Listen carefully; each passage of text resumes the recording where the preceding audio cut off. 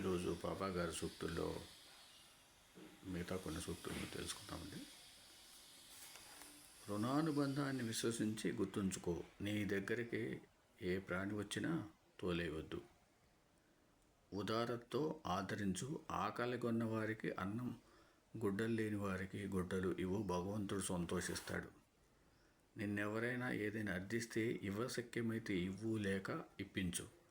లేదు అనవద్దు. ఇచ్చేందుకేమీ లేకపోతే మర్యాదగా చెప్పు. వెక్కిరించడం, ఎగతాళి చేయడం కూడదు. కోపగించుకోవద్దు. నీ దగ్గరున్న ఇవ్వాలనిపించకపోతే లేదని అబద్ధం చెప్పవద్దు. మర్యాదగా ఇవ్వనని చెప్పు. ఇవ్వకపోవడానికి కారణమైన పరిస్థితి చెప్పు. అయిష్టమే కారణమైతే అది చెప్పు. పని చెయ్యి, దేవుని నామం ఉచ్చరించు, సద్గ్రంథాలు చదువు. పోటీలు, వంతులు, కీచులాటలు మానితే దేవుడు కాపాడుతాడు. తేళ్ళు, పాములను కూడా చంపవద్దు. ఈశ్వరుడి ఆజ్ఞ లేనిదే అవి నిన్నేమీ చేయలేవు. ఈశ్వరాజ్ఞ అలా ఉంటే నువ్వు తప్పుకోను లేవు. అరిషడ్వర్గాలలో అసూయను జయించడం చాలా సులువు.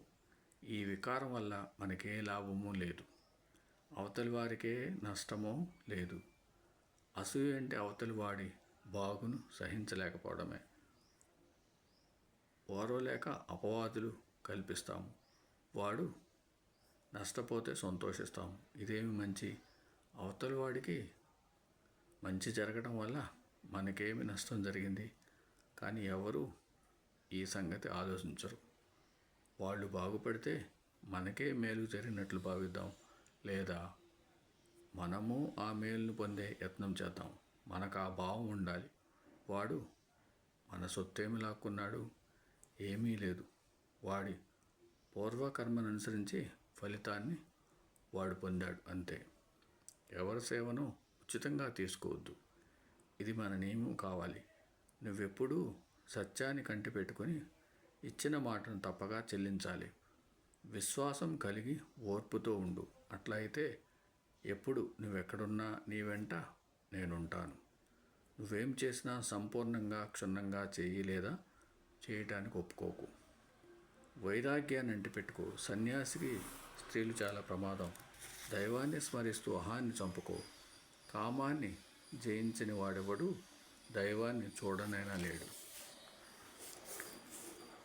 యాత్రకు, పబ్బానికి, పండుగ జరిపేందుకు ఎన్నడూ అరువు చేయకు. శాస్త్రాలు ఎన్నటికీ అబద్ధం కావు, మంత్రాలు అబద్ధం కావు. వాటి సరైన అర్థం నీకు తెలియదు. పనికిరాని అన్వయాన్ని బుర్రలో పెట్టుకొని అతిథుల కోసం ఎదురు చూస్తావు. అందుకే రారు. అతిథి అంటే 5.5 అడుగుల మానవుడేనని, బ్రాహ్మడేనని నీ భావం. వేలకు ఆకలి కొని వచ్చిన ఏ ప్రాణైనా సరే, పక్షైనా పురుగైన అతిథే. ఆకలి కొన్నవన్నీ ఆహారం కోసం అన్వేషిస్తాయి. నిజమైన ఈ అతిథులను నువ్వు గుర్తించవు. కాకబలికి అన్నం సమృద్ధిగా ఇంటి వెలుపల విడిచిరా. వేటిని పిలవవద్దు, తరమవద్దు. తినడానికే జంతువు వచ్చింది అన్నదాన్ని ఆలోచించవద్దు. అలా చేస్తే లక్షలాది అతిథులను సత్కరించినట్లే. స్వల్పంగా తిను, రుచులకు పోవద్దు. 1-2 రకాల పదార్థాలతో తృప్తి చెందు. భూమి విత్తులను ధరిస్తుంది, మేఘాలు వాటి మీద వర్షిస్తాయి. సూర్యుడు తన కిరణాలను ప్రసరింపజేసి వాటిని మలిపిస్తాడు. అవి మొలిచాక భూమి, మేఘాలు, సూర్యుడు వాటి దారిన పోతాయి. విత్తనాలు మొలిచినందుకు సంతోషించవు, మాడితే దుఃఖించవు. వీటిలాగే నువ్వు చెల్లించకూడదు. అట్లా ఉంటే దుఃఖం ఎక్కడిది? దుఃఖం లేకపోవడమే ముక్తి. దేని యొక్క అందవికారాలను పట్టించుకోక ఆ రూపం ధరించిన దైవాన్ని స్మరించాలి. దైవం ఇచ్చింది పోదు, మానవుడిచ్చింది నిలవదు. మనుషులు వారంతా ఒకరి నుంచి ఇంకొకరు వేరనుకుంటారు, కానీ అక్కడే వారి పొరపాటు. నేను నీలో ఉన్నాను, నీవు నాలో ఉన్నావు. ఇట్లాగే భావన చేస్తుండు. అదే నీకు అనుభవం అవుతుంది. పేదల పాలిటి పెన్నిది అల్లా, ఆయనకు కానిది ఏదీ లేదు. ఎప్పుడూ వాదించవద్దు. 10 మాటలకు ఒక మాటతో సమాధానం ఇవ్వాలి.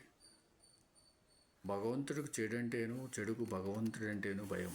10 మంది ఒక చోట చేరితే ఏదో ఒక గొడవ రేగుతుంది. నన్ను సరిగా వినియోగిస్తే నీకు చక్కగా సేవ చేస్తానంటుంది ధనం. నన్ను సరిగా వండితే నీకు బాగా ఉపయోగపడతానంటుంది అన్నం. భోగి కంటే యోగి ఎప్పుడూ మెరుగే. రాజై ఉండి కూడా బిచ్చగానే దుస్తులు ధరించేవాడే మంచివాడు. ప్రతివాడికి ఒక ఇల్లంటూ ఉంటుంది, నాకేదీ లేదు. మంచి యొక్క ఫలితం గొప్పది, చెడు యొక్క ఫలితం అతి స్వల్పం. నేను 1000 మందిని కాపాడడానికి 1000 క్రోసులు వెళ్ళవలసి ఉంటుంది. ఈ నా దేహం ఎవరి సేవకుడు కాదు, ఇది అల్లాకు మాత్రమే బానిస. తనను భగవంతుడు ఎలా స్పృజిస్తే అలానే ఉండటంలో తృప్తిపడాలి. గురువును తెలుసుకోవాలి, లేకపోతే నీవెందుకు వచ్చినట్లు పెడకలేరుకోవడానిక. తన నిలయంలోని వారినందరినీ తాను తెలుసుకోవాలి. అల్లా నామం శాశ్వతం, అల్లాయే సర్వస్వం.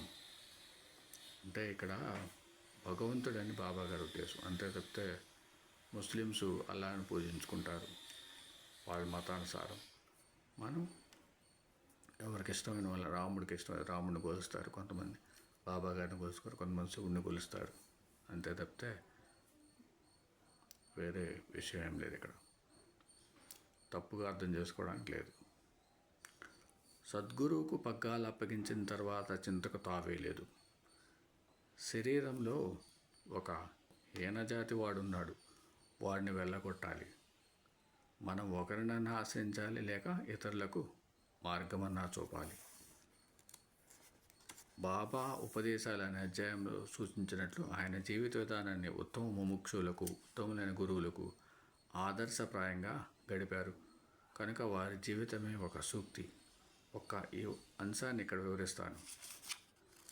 బాబా భక్తుల్లో నానావల్లి అనే సాధువు ఉండేవాడు. విచిత్ర ప్రవృత్తి గల ఇతడు బాబాను తప్ప మరెవరిని లెక్క చేసేవాడు కాదు. సాయి ఎడల అవిశ్వాసాన్ని ఎవరైనా వ్యక్తం చేస్తే సహించలేని మనిషి. కానీ తాను మాత్రం సాయి వివేక వైరాగ్యాలను అనుక్షణము పరీక్షించేవాడు. ఒకనాడు బాబా తన ఆసనంపై కూర్చొని భక్తులతో ముచ్చటిస్తున్నాడు. నానావల్లి మసీదులో ప్రవేశించి ఆయన గద్దె నుంచి తొలగమని తానక్కడ కూర్చోవాలని కటువుగా చెప్పాడు. తక్షణమే బాబా సవినయంగా గద్దెపై నుంచి లేచారు. నానావల్లి ఆ స్థానంలో కూర్చున్నాడు. భక్తులంతా నివ్వెరపోయి చూస్తున్నారు.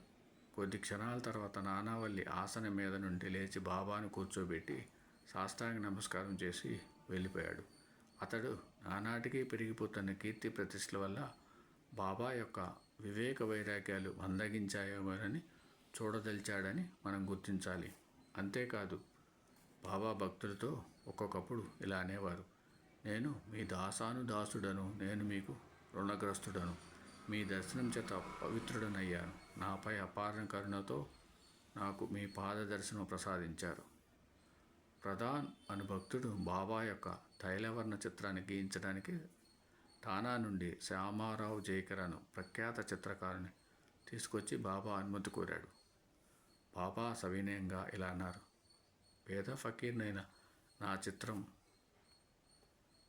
గీయించడం ఎందుకు శ్యామ? అంతకంటే నీ చిత్రమే గీయించుకోవచ్చు కదా. భక్తుల కోరికపై చివరకు ఆయన అంగీకరించక తప్పలేదు. ఓం సమ సద్గురు సాయినాథ్ మహారాజ్ కి జయ. ఓం సమ సద్గురు భరద్వాజ్ మహారాజ్ కి జయ.